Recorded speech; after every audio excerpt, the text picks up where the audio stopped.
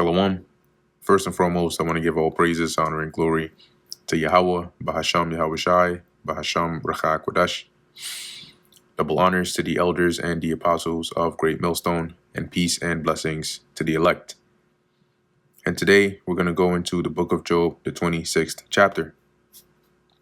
But Job answered and said, "How hast thou helped him that is without power?" Or how hast thou helped him that is without power? How savest thou the arm that hath no strength? How hast thou counseled him that hath no wisdom? And how hast thou plentifully declared the thing as it is? To whom hast thou uttered these words, and whose spirit came from thee? And Job is sarcastically speaking here. And it shows forth a bit more when we read these in the other translations, right? In the NLT. So his response to, was it Bildad? Bildad's, I guess, comment was this, right? So as he says here, NLT, how you have helped the powerless, how you have saved the weak. Slakia.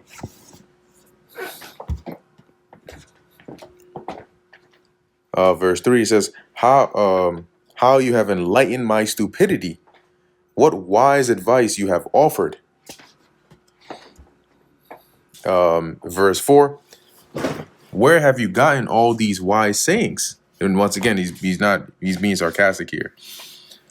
Whose spirit speaks through you, right? So he's saying, oh, wow, that was so deep. That was so profound, right? That was so heavy, that you just dropped some deep knowledge on me. And then here, Job basically speaks on the greatness, as it says, of God in his response to say, like, yeah, I know the power of God. I know how great he is. You're telling me these things like I don't already know it, right? So it says here, verse 5, dead things are formed from under the waters and the inhabitants thereof. Now, this can sound a bit confusing, but when we look into a couple of these words, firstly, the word formed, all right, as it says here, is one of the definitions here is to tremble, to travail, to be in anguish. All right, so this is speaking about the power of the Lord. But if we look at this in the NLT, right, it says, the dead tremble, those who live beneath the waters. Now, it's not talking about like the people living actually in the waters, right, or beneath the waters. But it's like a way of referring to the underworld, right, or the place where the dead abide.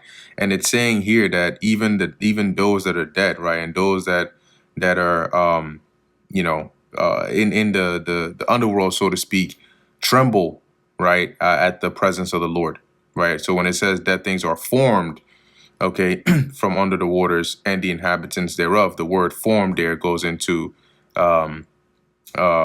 tremble, right, or to travail. So the inhabitants of it, even they fear and tremble before the Lord. Hell, because remember, he's going into the greatness of God, right? Hell, so a lot of these, so I keep making these points, but a lot of these here are they're some of them are dark sayings, all right, but most of them are ways of emphasizing the power of God. Hell is naked before him, and destruction hath no covering. He stretcheth out the north over the empty place, which the north being the heavens, right, the sky, as it says, over the empty place, and hangeth the earth upon nothing. In the NLT, it says, God stretches the northern sky over empty space and hangs the earth on nothing, right, referring to when you look at like space, the earth is just there, right? It's just placed there. It's not like, being hung up on something per se. Okay, and actually, let's see what they say here in the for verse 6 as well. It says, the underworld is naked in God's presence. The place of destruction is uncovered, right? Because there's nothing hid from him. So going back, continuing in verse 8, he bindeth up the waters in his thick clouds, and the cloud is not rent under them, right? Meaning like because clouds, is where you get your rain from, right? So it's saying like he bounds up water in the clouds, and yet the clouds don't get so full that they tear open with the water, right? They don't just like burst asunder. And these are all things that it's like impossible things for anybody to do. But in its impossibility, it highlights the power and the majesty and the glory of the Lord. All right. In the NLT, it says, He wraps the rain in his thick clouds, and the clouds don't burst with the weight.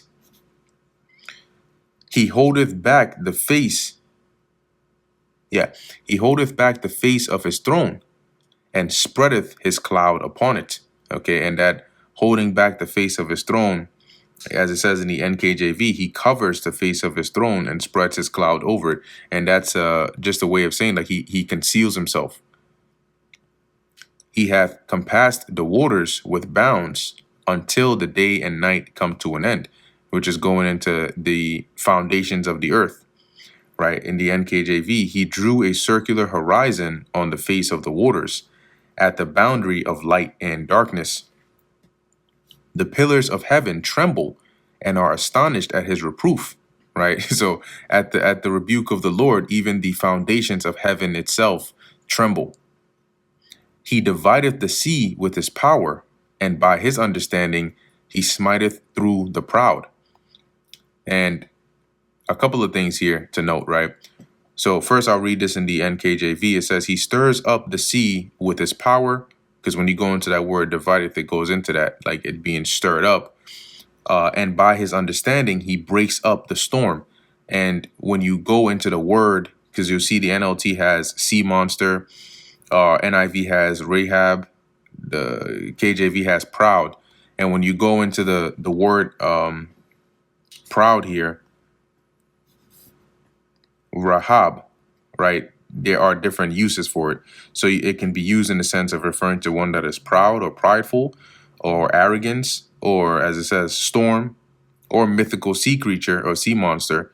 So, when you're reading whatever verse this word is used in, it would mainly depend on the context for you to understand like which definition makes the most sense. And here, right, as the first part of it was talking about the stirring up of the sea, that's why in the NKJV, they have the latter part also referring to the storm here, right? That he breaks up the storm by his understanding, which ultimately goes back to his power and his might, because ain't none of us can do that. By his spirit he hath garnished the heavens. His hand hath formed the crooked serpent. Once again, when you look into some of these words over here, in the NKJV, the garnished, as it says, by his spirit he adorned the heavens.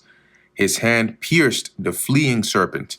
And when you go into the word crooked here, or actually, let's start with formed, right? Because it says he hath formed. You may think of it as like created, but it's actually here, as it says, to desecrate, it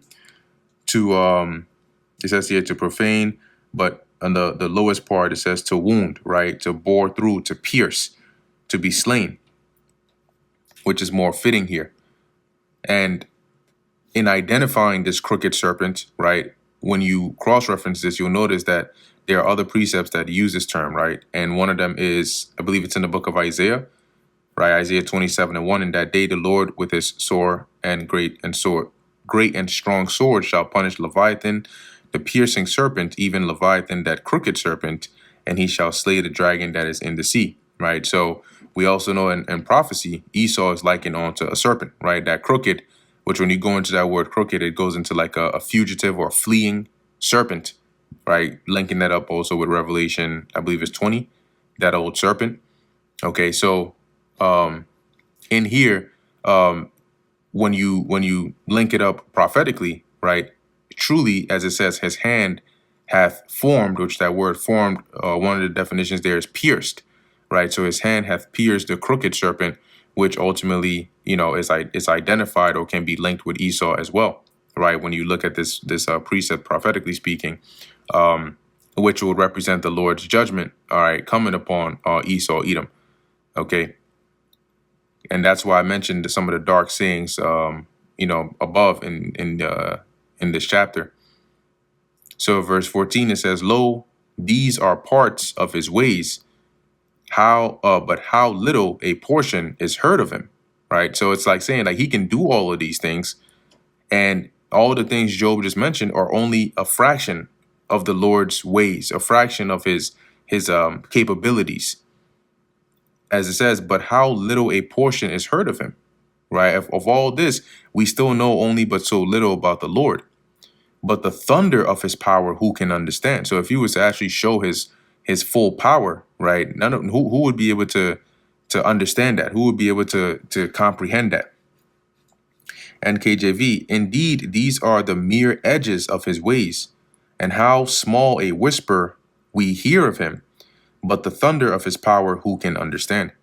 And that brings us to the end of the book of Job, the 26th chapter. Lord willing, that was edifying to the elect. In closing, I want to give all praises, honor, and glory to Yahweh, Bahasham, Yahweh Shai, Bahasham, Rakha Kodash. And until next time, Shalom.